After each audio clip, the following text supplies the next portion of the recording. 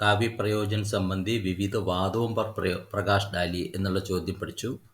കാവ്യം എഴുതുന്നതിൻ്റെ പിന്നിലുള്ള ലക്ഷ്യം എന്താണ്, അതിനെപ്പറ്റിയാണ് പറഞ്ഞത്. അതിൽ ഭാരതീയ പ്രാചീന സമീക്ഷാശാസ്ത്രികൾ, അതിൽ പ്രധാനപ്പെട്ട ആചാര്യൻ മമ്മട്ട് പറഞ്ഞിരിക്കുന്നത് കാവ്യത്തിന് 6 ലക്ഷ്യങ്ങളുണ്ടെന്നാണ്. ഒന്ന് യശ് പ്രാപ്തി, മറ്റൊന്ന് ധൻപ്രാപ്തി, വ്യവഹാർ ജ്ഞാൻ, കല്യാൺ, പരം നിർവൃതി और കാന്ത സംഹിതത, അതായത് സരസ്, മധുർ, ഉപദേശ്. ഇത്രയാണ് നമ്മൾ കഴിഞ്ഞ ക്ലാസ്സിൽ വായിച്ച് നിർത്തിയത്. ഇനി പാശ്ചാത്യ പണ്ഡിതന്മാരും പാശ്ചാത്യ തത്വചിന്തകരും കാവ്യത്തിൻ്റെ ഉദ്ദേശ്യ ലക്ഷ്യങ്ങളെപ്പറ്റി പറഞ്ഞിരിക്കുന്നു. എന്തൊക്കെയാണെന്ന് നോക്കാം. पाश्चात्य काव्यशास्त्र में काव्य को कला माना गया है. പാശ്ചാത്യ കാവ്യശാസ്ത്രത്തിൽ കാവ്യത്തിന് കല എന്നാണ് അവർ പറയുന്നത്. കാവ്യത്തിന് കലയായിട്ടാണ് അവർ കണക്കാക്കിയിരിക്കുന്നത്. കാവ്യമാനെ കല, കലാമാനെ കാവ്യ എന്നർത്ഥം. കല എന്ന് പറഞ്ഞാൽ കാവ്യം എന്നുള്ള അർത്ഥത്തിലാണ്. പാശ്ചാത്യ കാവ്യശാസ്ത്രമേ കാവ്യ അർത്ഥാത് കലാ കെ അനേക പ്രയോജൻ ദിഖായി ദേത്തെ ഹെ. പാശ്ചാത്യ കാവ്യശാസ്ത്രത്തിൽ കാവ്യത്തിന്, അതായത് കലയ്ക്ക്, അനേകം പ്രയോജനങ്ങൾ കാണപ്പെടുന്നു. അല്ലെങ്കിൽ ധാരാളം പ്രയോജനങ്ങൾ കലയ്ക്ക് അല്ലെങ്കിൽ കാവ്യത്തിനുണ്ടെന്ന് പറയണം അവർ. ഉന്മേ പ്രമുഖ പ്രയോജൻ നിമ്നലിഖിത ഹെ. അതിലേറ്റവും പ്രധാനപ്പെട്ടത് താഴെ പറയാം. ഒന്ന് കലാകേലിയെ. ആദ്യത്തെ കല എന്നുള്ളതിന് കാവ്യം എന്നാണ്. കാവ്യം എന്തിനു വേണ്ടിയാണ്? അതൊരു ആർട്ടാണ് എന്നാണ്. ആർട്ടിന് വേണ്ടിയാണ്. കാവ്യം എന്ന് പറയുന്ന ഒരു ആർട്ട് വർക്കാണ് എന്നാണ് പാശ്ചാത്യ ചിന്തകരുടെ പ്രധാനപ്പെട്ട ഒരു അഭിപ്രായം. ഇസ് പ്രയോജൻ കെ സമർത്ഥക് സാഹിത്യ കാ പ്രയോജൻ സ്വയം കെ ആനന്ദ സെ ഭിന്ന അന്യ നഹി മാനത്തെ. ഈ ഉദ്ദേശത്തിൻ്റെ, അല്ലെങ്കിൽ ഇങ്ങനൊരു ഉദ്ദേശമുണ്ട് എന്ന് സപ്പോർട്ട് ചെയ്യുന്ന ആൾക്കാർ സാഹിത്യത്തിൻ്റെ ഉദ്ദേശം തൻ്റെ ആത്മസന്തോഷം, സ്വയം കെ ആനന്ദ്, സ്വയം ആനന്ദം അനുഭവിക്കാതെ എഴുതുമ്പോഴത്തേക്കുണ്ടാകുന്ന സ്വയം ആനന്ദം, അതിൽ നിന്ന് വ്യത്യസ്തമായിട്ട് മറ്റൊന്നും ആയിട്ട് കണക്കാക്കുന്നില്ല. എന്ന് പറഞ്ഞാൽ കാവ്യപ്രയോജനം എന്തിനു വേണ്ടിയാണ്? അത് സ്വന്തം ആനന്ദത്തിന് വേണ്ടിയാണ് എന്നാണ്.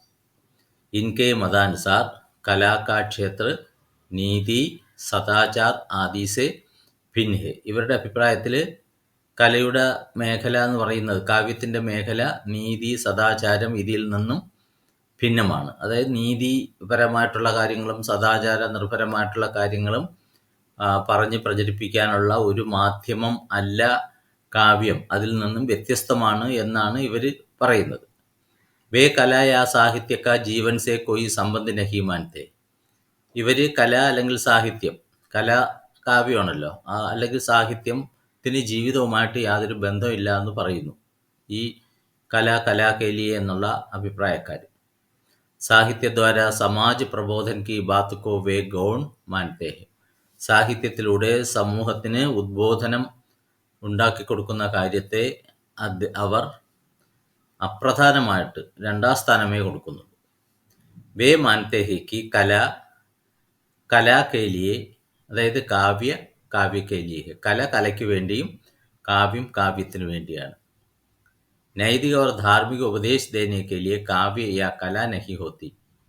ധാർമ്മികമായിട്ടുള്ള, മതപരമായിട്ടുള്ള ഉപദേശം കൊടുക്കാൻ വേണ്ടി കാവ്യം അല്ലെങ്കിൽ കലയെ ഉപയോഗപ്പെടുത്തേണ്ട കാര്യം ഇല്ല. ഓസ്കാർ വൈൽഡ് और उनके साथी तथा ഡോക്ടർ ബ്രേഡലെ നെ ഇസ് മത് കാ സമർത്ഥൻ കിയ. ഇവർ 3 ആൾക്കാരുമാണ്. അതായത് ഓസ്കാർ വൈൽഡ്, അദ്ദേഹത്തിൻ്റെ ചില കൂട്ടുകാരും, പിന്നെ ഡോക്ടർ ബ്രേഡലെ, ഈ 3 ആൾക്കാരും, അല്ലെങ്കിൽ ഇവരൊക്കെയാണ് ഇതിനെ സപ്പോർട്ട് ചെയ്യുന്ന ആൾക്കാർ. അപ്പോൾ കല അല്ലെങ്കിൽ കാവ്യം എന്ന് പറയുന്നത് അത് കലയ്ക്ക് വേണ്ടിയുള്ളതാണ്, ആത്മസംതൃപ്തിക്ക് വേണ്ടിയുള്ളതാണ്, മറ്റുള്ളവർക്ക് ഉപദേശം കൊടുക്കാനുള്ള ഒരു ഉപാധിയല്ല കാവ്യം എന്ന് ഇവർ പറയുന്നു. അടുത്ത കലാജീവൻ കേലി. അടുത്ത വേറെ ചില ആൾക്കാർ പറയുന്നത് ഈ ആർട്ട്, ഇവിടെ ആർട്ടല്ല, സാഹിത്യം അത് ജീവിതത്തിന് വേണ്ടിയാണ്. അത് നമ്മൾ ഒരു കാര്യം പറഞ്ഞിരുന്നു, അത് അല്ലേ? വേറെ ഒന്നിൽ പറഞ്ഞല്ലോ, അത് ധൻപ്രാപ്തി ഒക്കെ വന്നില്ലേ, അതിൽപ്പെട്ടതാണത്. ഈ സിദ്ധാന്ത് കോ മാനനെ വാലോं का मत है कि സാഹിത്യ और ജീവൻ का गहरा संबंध है. അപ്പോൾ ഇവർ പറയുന്നത് എന്താണ്? ഈ സിദ്ധാന്തത്തെ അംഗീകരിക്കുന്ന ആൾക്കാർ പറയുന്നത് സാഹിത്യവും ജീവിതവുമായിട്ട് വളരെ ഡീപ്പായിട്ടുള്ള കണക്ഷൻ ഉണ്ടെന്നാണ്, രണ്ടും തമ്മിൽ പരസ്പര ബന്ധമുള്ളതാണെന്നാണ്.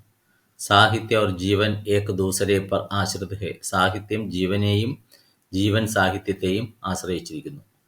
സാഹിത്യ ജീവൻ കോ ഉചിത ദിശ ദേക്കർ മംഗൾമയി ബനാനെ കാ പ്രയത്ന കർത്തേ ഹെ. സാഹിത്യം ജീവിതത്തിന് ഉചിതമായിട്ടുള്ള മാർഗനിർദ്ദേശം നൽകി മംഗളകരമായിട്ട് ആക്കാൻ വേണ്ടി, സമൂഹത്തിൽ നന്മയുണ്ടാക്കാൻ വേണ്ടിയുള്ള പ്രയത്നമാണ് സാഹിത്യം ചെയ്യുന്നത്. ജീവിതത്തിന് നന്മയുണ്ടാകണം, അതാണ് സാഹിത്യത്തിൻ്റെ ഉദ്ദേശം എന്നാണ്. വേ മാനത്തെ ഹെ കി കലാ കാ സംബന്ധ് മനുഷ്യക്ക് സമ്പൂർണ്ണ ജീവൻ സേ ഹെ. അവർ പറയുന്നത് കലയുമായിട്ടുള്ള ബന്ധം എന്താണ്? മനുഷ്യൻ്റെ സമ്പൂർണ്ണ ജീവിതവുമായിട്ടാണ്. സാഹിത്യം എന്ന് പറഞ്ഞാൽ അത് മനുഷ്യ ജീവിതവുമായിട്ട് പൂർണ്ണമായിട്ടും ബന്ധപ്പെട്ടിരിക്കുന്നു. അതഹ നീതി സദാചാർ और उनकी ഉപയോഗിത की ഉപേക്ഷ नहीं की जाती. അതുകൊണ്ട് സാഹിത്യത്തിൽ നീതിയെപ്പറ്റി പറയാം, സദാചാരത്തെപ്പറ്റി പറയാം, അവയുടെയൊക്കെ ഉപയോഗത്തെപ്പറ്റി ഒക്കെ പറയാം. ഇതിനൊന്നും നമുക്ക് എന്ത് ചെയ്യാൻ പാടില്ല, അവഗണിക്കാൻ പറ്റില്ല എന്ന്. ഇസ് പ്രകാർ ജീവൻ കോ സഹി മാർഗെന്നോ അല്ലെങ്കിൽ ദിശ എന്നോ എന്തെങ്കിലും എഴുതിക്കൊള്ളൂ കേട്ടോ. ദേനേമേം കാവ്യ സാഹിത്യക്ക് മഹത്വപൂർണ്ണ ഭൂമിക ഹെ. അപ്പം സാഹിത്യം ജീവിതത്തിന് ശരിയായിട്ടുള്ള മാർഗനിർദ്ദേശം കൊടുക്കാൻ സാധിക്കും. അതിന് സാഹിത്യത്തിന് പ്രധാനപ്പെട്ട ഒരു റോളാണ് ഉള്ളത് എന്നാണ് ഈ സിദ്ധാന്തത്തെ അനുകൂലിക്കുന്ന ആൾക്കാർ പറയുന്നത്. കല ജീവൻ കേലിയ എന്നുള്ള സിദ്ധാന്തത്തെ അപ്പോൾ ജീവിതം നന്നായിട്ട് മാറണമെന്നുണ്ടെങ്കിൽ അത് കാവ്യത്തിലൂടെ മാത്രമേ സാധിക്കുകയുള്ളൂ എന്ന് ഈ പണ്ഡിതന്മാർ, ഈ പാശ്ചാത്യ തത്വചിന്തകന്മാർ പറയുന്നു. അടുത്ത കല ജീവൻ കെ പലായൻ കേലിയെ. കല എന്തിനു വേണ്ടിയുള്ളതാണ്? കാവ്യം എന്ന് പറയുന്നത് ജീവിതത്തിൽ നിന്നും ഒളിച്ചോടാൻ വേണ്ടിയാണെന്നാണ്. പലായൻ എന്ന് പറഞ്ഞാൽ ഒളിച്ചോടുക. ഈസ് മത് കോ മാന്യ വാലോം കാ വിചാർ ഹെ. ഈ അഭിപ്രായത്തെ അംഗീകരിക്കുന്ന ആൾക്കാർ പറയുന്നത് എന്താണ്? സൻസാർ കാ സുധാർ അസംഭവ ഹെ. ഈ ലോകത്തിൻ്റെ ലോകത്തെ മെച്ചപ്പെടുത്തുക, നന്നാക്കി എടുക്കുക എന്നുള്ളത് അത് അസംഭാവ്യമായിട്ടുള്ള കാര്യമാണ്, നടക്കാത്ത കാര്യമാണ്. കാരണം പൊതുജനം പലവിധമല്ല ലോകത്ത്. എല്ലാവരെയും നന്നാക്കി ലോകത്തെ നല്ലൊരു കണ്ടീഷനിലേക്ക്, നല്ലൊരു രീതിയിൽ കൊണ്ടുപോവുക എന്നുള്ളത് ബുദ്ധിമുട്ടുള്ള കാര്യമാണ്. അതഹ ഇസ്കെ സംഘർഷമേ പഠിക്കർ സുഖശാന്തി കി ഭംഗ് കർന വ്യർത്ഥ ഹെ. അതുകൊണ്ട് ജീവിത സംഘർഷങ്ങളിൽപ്പെട്ടിട്ട് സുഖവും സമാധാനവും ഒക്കെ നശിപ്പിക്കുന്നത് വെറുതെയാണ്. യഥാർത്ഥ ജീവൻ കി കടുദാസേ ഉപകർ. അതുകൊണ്ട് യഥാർത്ഥ ജീവിതത്തിൻ്റെ കാഠിന്യത്തിൽ നിന്ന് മുഷിഞ്ഞ്, ആ കാഠിന്യം കണ്ട് ബുദ്ധിമുട്ടിയിട്ട് മുഷിപ്പ് തോന്നിയിട്ട് കാൽപ്പനിക ജീവൻ കെ ചിത്ര പ്രസ്തുത കർണേക്ക് പ്രവൃത്തി ഇസ്മേ ആത്തി ഹെ. കാൽപ്പനികമായിട്ടുള്ള ഒരു ജീവിതത്തിൻ്റെ ചിത്രം, സാങ്കല്പികമായിട്ടുള്ള ഒരു ജീവിതത്തിൻ്റെ ചിത്രം പ്രസ്തുത കർണേക്ക് പ്രവൃത്തി, അത് അങ്ങനെയുള്ള കാൽപ്പനിക ജീവിതത്തിൻ്റെ ചിത്രം പ്രസൻറ്റ് ചെയ്യാനുള്ള അവതരിപ്പിക്കാനുള്ള ഒരു മനോഭാവമാണ് ഈ കല പലായൻ ജീവൻ കെ പലായൻ കേലിയെ എന്നുള്ള സിദ്ധാന്തക്കാർ പറയുന്നത്. അർത്ഥാത് കവി കാൽപ്പനിക ജീവൻ കോ കാവ്യമേം ഉതാർനെ കാ പ്രയത്ന കർത്താ ഹെ. അതായത് കവികളൊക്കെ എന്ത് ചെയ്യുന്നു? കാൽപ്പനികമായിട്ടുള്ള ജീവിതത്തെ കാവ്യത്തിൽ കൊണ്ടുവരാൻ വേണ്ടിയുള്ള ശ്രമം നടത്തുന്നു. കാൽപ്പനികമായിട്ടുള്ള ഏതോ ഒരു ലോകം. ജയശങ്കർ പ്രസാദിൻ്റെയൊക്കെ പല കവിതകളും കാൽപ്പനിക ഭൂമിയിലുള്ള, കാൽപ്പനിക ലോകത്തുള്ള കാര്യങ്ങളാണ്. മഹാദേവി വർമ്മ, അതുപോലെ നിരാല, അതുപോലെ സുമിത്രാനന്ദൻ പന്ത്, ഇവരുടെയൊക്കെ പല കവിതകൾ എടുത്തു നോക്കിയാലും എങ്ങനെയുള്ളതാണ്? അത് കൽപ്പനാ ലോകത്തുള്ള കാര്യമാണ്. കവി അപ്പനെ നിത്യപ്രതീകെ ചിന്താപൂർണ്ണ കടു ഓർ ഏക്കരസ് ജീവൻ സേ ഊബുക്കർ. കവികൾ എന്ത് ചെയ്യുന്നു? തൻ്റെ എന്നുമുള്ള എന്നും കാണപ്പെടുന്ന, തൻ്റെ ജീവിതത്തിൽ എന്നും സംഭവിച്ചുകൊണ്ടിരിക്കുന്ന ആശങ്ക നിറഞ്ഞ കഠിനമായ ഒരേ തരത്തിലുള്ള ജീവിതം കൊണ്ട് मुशिഞ്ഞിട്ട് अधिक व्याप बजरंगी और सुंदर जीवन के दर्शन करने के लिए अब यह कला का आश्रय ग्रहण करते हैं. അപ്പം എന്ത് ചെയ്യുന്നു? കവി തൻ്റെ എന്നുമുള്ള ചിന്ത നിറഞ്ഞ കടുവായിട്ടുള്ള ഒരേ തരത്തിൽപ്പെട്ട ജീവിതത്തെ കണ്ട് മുഷിഞ്ഞിട്ട് കൂടുതൽ വ്യാപകവും അതുപോലെ ബഹുരംഗി കളർഫുള്ളായിട്ടുള്ളതും അതുപോലെ സുന്ദർ ജീവൻ കെ ദർശൻ കർണേ കെ ലിയെ സുന്ദരമായ ജീവിതത്തെ ദർശിക്കാൻ വേണ്ടി കാവ്യ കലാക ആശ്രയി ഗ്രഹൺ കർത്തേ ഹെ. കാവ്യത്തെയോ കലകളെയോ ഒക്കെ എന്ത് ചെയ്യുന്നു? അല്ലെങ്കിൽ കാവ്യത്തെ ആശ്രയിക്കുന്നു. അടുത്ത കല സേവാ കെ ലിയെ എന്നാണ്. മറ്റുള്ളവർക്ക് സേവനം ചെയ്യാൻ വേണ്ടിയുള്ളതാണ് കാവ്യം എന്നാണ്. കലാക്ക മാനവീയ ലക്ഷ്യ. കലയ്ക്ക്, കാവ്യത്തിന് ഒരു മാനുഷികമായിട്ടുള്ള ഒരു എയിം ഉണ്ടെന്നാണ്. എന്താണത്? മാനവക്കോ ന കേവൽ മാനവക്ക് ബൽക്കി പ്രാണിയോ കി ഭി സേവ കർണി ചാഹിയെ.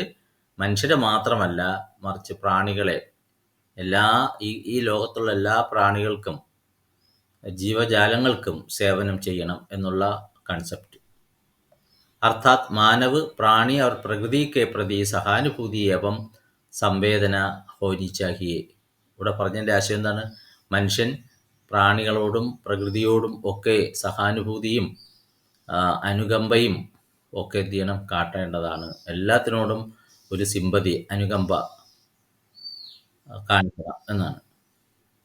കാവ്യ അഥവാ കലാസേത്തോ സേവ ഹോത്തി ഹി രേത്തി ഹെ. കാവ്യം അല്ലെങ്കിൽ കാവ്യത്തിൻ്റെ മറ്റൊരു വാക്കാണ് ഇവർ കലയായിട്ട് ഉപയോഗിച്ചിരിക്കുന്നത്. അത് സേവാ ഹോത്തി ഹി രീതി, അത് സേവനം ചെയ്യുക എന്നുള്ളതാണ് കാവ്യത്തിൻ്റെ ലക്ഷ്യം. കലാകാർ സ്വയം അപ്പനെ യുഗ് കി ആവശ്യകത കെ അനുസാർ മാനവ സേവാവൃത് അപ്പനാത്താ ഹെ.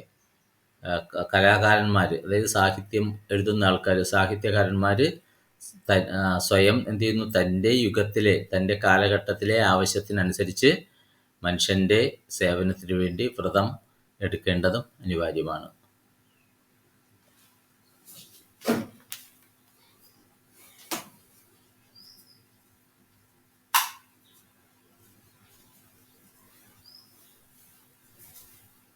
അടുത്തത് കല ആത്മാനുഭൂതി और ആനന്ദ് के लिए. സാഹിത്യം എഴുതുന്നത് എന്തിനു വേണ്ടിയാണ്? ആത്മാനുഭൂതിക്കാണ്, ആത്മാവിൻ്റെ സന്തോഷത്തിന് വേണ്ടിയാണ്, ആനന്ദത്തിന് വേണ്ടിയാണ്, മാനസിക സന്തോഷത്തിനാണ്. യഹ് പ്രയോജൻ ഭാരതീയ സഭ്യത और ആദർശിക്ക് അനുകൂല. നമുക്കറിയാം, ഭാരതീയ സംസ്കാരം ആദർശത്തിന് അനുകൂലമാണ് ഇത്. കാരണം ഇതിൽ നേരത്തെ അത് വന്നിട്ടുണ്ട്.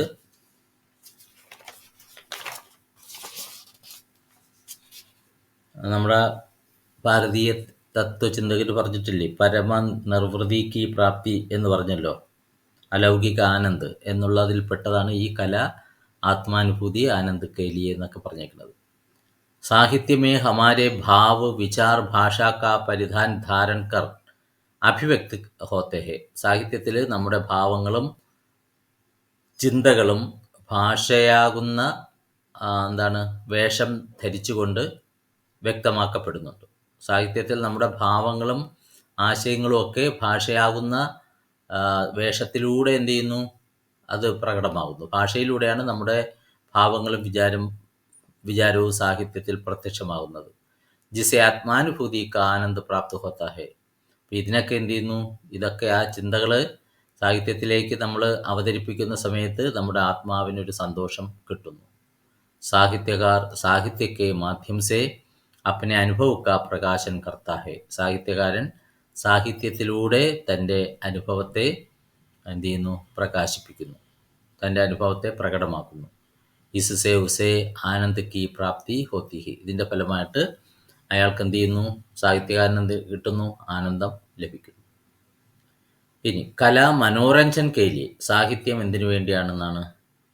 അത് എൻ്റർടൈൻമെൻറ്റിന് വേണ്ടിയുള്ളൊരു ഉപാധി എന്നാണ് ചില പാശ്ചാത്യ തത്വചിന്തകർ പറയുന്നത്. കാവ്യശാസ്ത്രം ത്തിൻ്റെ ആചാര്യന്മാർ പറയുന്നത് കല അല്ലെങ്കിൽ സാഹിത്യം എന്ന് പറയുന്നത് ഒരു എൻ്റർടൈൻമെൻറ്റിന് വേണ്ടിയാണ്, മനോരഞ്ജന് വേണ്ടിയാണ്.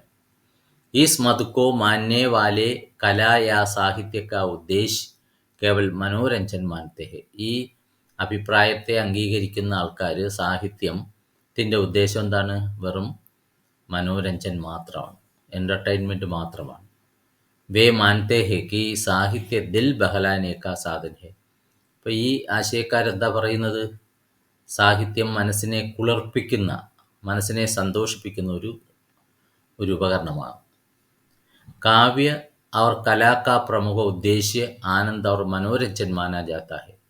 ഇവർ കാവ്യത്തെയും കലയെയും ഒക്കെ, അല്ലെങ്കിൽ ഇതിൻ്റെയൊക്കെ പ്രധാനപ്പെട്ട ഉദ്ദേശം ആനന്ദവും മനസ്സിനെ രചിപ്പിക്കുന്ന, മനസ്സിന് സന്തോഷം നൽകുന്നതും ആയിട്ടുള്ള ഉപാധിയായിട്ട് കണക്കാക്കപ്പെടുന്നു. കാവ്യസെ പ്രയോജൻ ഭി ഹോത്താ ഹെ. കാവ്യത്തിന് ചില ലക്ഷ്യങ്ങളുണ്ട്. और ആനന്ദ് ഭി പ്രാപ്ത് ഹോത്താ ഹെ. ലക്ഷ്യത്തെ പൂർത്തീകരിക്കുക എന്നുള്ളതിലൂടെ ആനന്ദത്തെയും നേടിയെടുക്കുന്നു. കലാ കെ മാധ്യം സെ ആത്മിക് വികാസ് കെ സാത്ത് സാത്ത് പ്രസന്നത ഭി പ്രാപ്ത് ഹോത്തി ഹെ. സാഹിത്യത്തിലൂടെ ആത്മാവിലുള്ള വികാസം, സങ്കുചിതമായിട്ടുള്ള മാനസിക അവസ്ഥയെ മാറ്റിയിട്ട് മനസ്സിന് നല്ല ഡെവലപ്മെൻ്റ് ഉണ്ടാവുകയും അതോടൊപ്പം മനസ്സിന് പ്രസന്നത കിട്ടുകയും ചെയ്യുന്നു.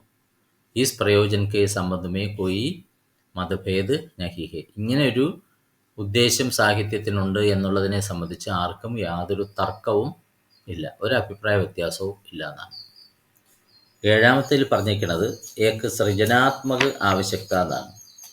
സാഹിത്യത്തിൻ്റെ പിന്നിലുള്ള ലക്ഷ്യം സൃജനാത്മക ആവശ്യകതയെ, സൃഷ്ടിപരമായിട്ടുള്ള ആവശ്യം. അത് പണത്തിനോ ആത്മാനുഭൂതിക്കോ ഒന്നുമല്ല. ആ കഴിവ് കൊണ്ട് അതെങ്ങനെയെങ്കിലും എന്ത് ചെയ്യണം? ഒരു സാഹിത്യ സർജന നടത്തണം. സർജന എന്ന് പറഞ്ഞാൽ സൃഷ്ടി നടത്തണം എന്നുള്ള ചിന്താഗതിക്കാരാണ്. കാവ്യ और कला के संबंध में तथ्यवादी और दार्शनिक मूलभूत दृष्टिकोण यही है. കാവ്യം അല്ലെങ്കിൽ കലയെ സംബന്ധിച്ച് ഏറ്റവും വസ്തുത നിറഞ്ഞ കാര്യങ്ങൾ പറയുന്നവരും അതുപോലെ ദാർശനിക തത്വചിന്താപരമായിട്ടുള്ള എല്ലാ അടിത്തറയുള്ളവരുടെയും കാഴ്ചപ്പാട് ഇത് തന്നെയാണ്. എന്ന് പറഞ്ഞാൽ ഇതിൽ യാഥാർത്ഥ്യമായിട്ടുള്ള കാര്യങ്ങളാണ്, തത്വചിന്താ നിർഭരമായിട്ടുള്ള കാര്യങ്ങളാണ് ഈ തത്വത്തിൽ അടങ്ങിയിരിക്കുന്നത്, അല്ലെങ്കിൽ ഈ ഒരു സിദ്ധാന്തത്തിൽ അടങ്ങിയിരിക്കുന്നത്. ഈ മതക്കെ മാന്യ വാലോക വിചാർ ഹെ. ഈ ഒരു അഭിപ്രായത്തെ അംഗീകരിക്കുന്ന ആൾക്കാരുടെ അഭിപ്രായത്തിൽ കാവ്യരചന ഏക സൃജനാത്മക ആവശ്യകത ഹെ. കാവ്യം എന്ന് പറയുന്നത്, കാവ്യരചന സൃഷ്ടിപരമായിട്ടുള്ള ഒരു ആവശ്യമാണ്. ജിസ്കോ പൂരാ കിയെ ബിന സർജൻകാരി പ്രതിഭാസെ യുക്ത വ്യക്തി രഹി നഹി സക്ത. ആ കാവ്യ അങ്ങനെ എന്താണ്, സൃജനാത്മക ആവശ്യം ആയതുകൊണ്ട് അതിനെ പൂർത്തീകരിക്കാതെ സൃഷ്ടികർത്താവായിട്ടുള്ള സാഹിത്യകാരൻ, രചന നടത്തുന്ന സാഹിത്യകാരൻ, അയാളുടെ പ്രതിഭയോടുകൂടിയുള്ള ആ വ്യക്തി, അയാൾക്ക് ഇരിക്കാൻ പറ്റില്ല എന്നാണ്. അത് നടത്തിയാലേ, അതായത് ആ സൃഷ്ടി കർമ്മം എന്നുള്ളത് നടത്തിക്കഴിഞ്ഞാലേ, സാഹിത്യ രചന നടത്തിക്കഴിഞ്ഞാലേ അയാൾക്ക് ഇരിക്കപ്രതി ഉണ്ടാവുള്ളൂ എന്നാണ്. कला के लिए है एक दृष्टिकोण भी इसी पृष्ठभूमി पर ആധാരിത ഹെ. അപ്പോൾ സാഹിത്യത്തിന് വേണ്ടിയുള്ളതാണ് എന്നുള്ള ഈ വ്യൂ പോയിൻറ്റും ഈ കാഴ്ചപ്പാടും ഇതേ പശ്ചാത്തലത്തെ ആസ്പദമാക്കിയിട്ടുള്ളതാണ്. കാവ്യ അഥവാ കലാ കെ അന്യ പ്രയോജൻ ഈസ് പ്രമുഖ പ്രയോജൻ കെ ബാദ് ഹി പ്രകട ഹോത്തെ ഹെ. കാവ്യം അല്ലെങ്കിൽ കലയുടെ മറ്റുള്ള ലക്ഷ്യങ്ങൾ ഈ പ്രധാനപ്പെട്ട ലക്ഷ്യത്തിന് ശേഷം മാത്രമേ പ്രകടമാവുന്നുള്ളൂ. ഇതിനാണ് ഒന്നാം സ്ഥാനം എന്ന് പറയുന്നത്. യഹിയക്ക് സ്വയം സിദ്ധ് പ്രയോജൻ ഹെ. ഇത് ഒരു കവിയെ സംബന്ധിച്ചിടത്തോളം സാഹിത്യ സൃഷ്ടി നടത്തി സ്വയം തെളിയിക്കപ്പെട്ട ഒരു ലക്ഷ്യമാണ്. അന്തുമേ ഈ നിഷ്കർഷ പർ പൗഞ്ചത്തെ ഹെ. നമുക്ക് അവസാനം ഒരു നിഗമനത്തിലെത്താൻ പറ്റുമെന്നാണ്. എന്താണ് पहुँचते हैं कि काव्य के जिन प्रयोजनों का उल्लेख ऊपर किया गया है, കാവ്യത്തിൻ്റെ ഏതെല്ലാം ലക്ഷ്യബോധത്തെപ്പറ്റി, ഉദ്ദേശ്യ ലക്ഷ്യങ്ങളെപ്പറ്റിയാണോ പരാമർശിച്ചത്, മുകളിൽ പരാമർശിച്ചിട്ടുള്ളത് വേ ഏക് ദൂസരേ കെ പൂരക് ഹെ, അവ പരസ്പര പൂരകങ്ങളാണ്, ഒന്ന് മറ്റൊന്നിനോട് ബന്ധപ്പെട്ടിരിക്കുന്നു. അവർ കിസി ഭി കാവ്യകൃതിമേം ഏക് സാത്ത് ദേഖേ ജാ ഏതെങ്കിലും കാവ്യകൃതിയിൽ ഈ പറഞ്ഞ കാര്യങ്ങളൊക്കെ നമുക്ക് ഒത്തൊരുമിച്ച് കാണാനായിട്ട് സാധിക്കും. ഇപ്പം ചില ആൾക്കാർക്ക് എന്താണ് കല അല്ലെങ്കിൽ കാവ്യത്തിന് വേണ്ടിയുള്ളതാണ്. കാവ്യം എഴുതുന്നതിന് വേണ്ടിയാണ്, അത് കാവ്യത്തിന് വേണ്ടിയാണ്, ആത്മാനുഭൂതിക്കാണ്. ചില ആൾക്കാർ എന്താണ് അത് സ്വന്തം ഇഷ്ടപ്രകാരം അയാളുടെ സൃഷ്ടി നടത്താനുള്ള ആ ഒരു ത്വര, ഒരു അഭിവാഞ്ച, അതിലൂടെ അയാൾ എന്ത് ചെയ്യുന്നു, സാഹിത്യ സൃഷ്ടി നടത്തുന്നു. ചില ആൾക്കാർ പണത്തിന് വേണ്ടിയായിരിക്കും, ചില ആൾക്കാർ യശസ്സിന് വേണ്ടിയായിരിക്കും. അപ്പം അങ്ങനെ ഇതെല്ലാം കൂടി ചിലപ്പം ചില കൃതികളിൽ, ഏതൊരു കൃതിയിലും ഇതൊക്കെ ഒരുമിച്ച് കാണാൻ പറ്റുന്നതാണ്. अतः काव्य के प्रयोजन को समझने के लिए हमें व्यापक दृष्टि से विचार करना चाहिए. അതുകൊണ്ട് കാവ്യത്തിൻ്റെ ഉദ്ദേശ്യ ലക്ഷ്യങ്ങളെ മനസ്സിലാക്കാൻ വേണ്ടി നമുക്ക് വ്യാപകമായിട്ടുള്ള ദൃഷ്ടിയിൽ എന്ന് പറഞ്ഞാൽ വിശാലമായിട്ടുള്ള അല്ലെങ്കിൽ സങ്കുചിതമായിട്ടുള്ള ഒരു ലക്ഷ്യത്തിൽ മാത്രം ഉറച്ചു നിൽക്കാതെ വിശാലമായിട്ടുള്ള രീതിയിൽ നമ്മൾ അതിനെപ്പറ്റി ചിന്തിക്കേണ്ടത് അനിവാര്യമാണ്. ഇതാണ് ഇത് പ്രധാനപ്പെട്ട ഒരു എസ്സേയാണ്. ഇതിലിപ്പം എല്ലാ എസ്സേയും ഏതാണ്ട് പ്രധാനപ്പെട്ടതാണ്. അപ്പം കാവ്യക്ക് പാശ്ചാത്യ പ്രയോജനിൽ കല കെ ലിയെ, കല ജീവൻ കെ ലിയെ, കല ജീവൻ കെ പലായൻ കെ ലിയെ, കല സേവ കെ ലിയെ, അതുപോലെ കല ആത്മാനുഭൂതി और ആനന്ദ് കെ ലിയെ. ഇവിടെയൊക്കെ കല എന്ന് പറയുന്നതൊക്കെ എന്താണ്, സാഹിത്യം എന്ന് പറയുക. സാഹിത്യ മനോരഞ്ജൻ കെ ലിയെ, അതുപോലെ സാഹിത്യം എന്ന് പറയുമ്പോഴത്തേക്ക് ഒരു സൃജനാത്മക ആവശ്യകതയാണ്. ഇതെല്ലാം കൂടെ ചിലപ്പോൾ എന്ത് ചെയ്യാം, ചില കൃതികളിൽ നമുക്ക് കാണാനായിട്ട് സാധിക്കും. ഇതാണ് കാവ്യത്തിൻ്റെ പിന്നിലുള്ള ലക്ഷ്യങ്ങൾ. ഇത് മനസ്സിലാക്കിക്കോളൂ. ഇനി അടുത്ത എസ്സേയിലേക്ക് പോവാം, അടുത്ത വീഡിയോയിൽ.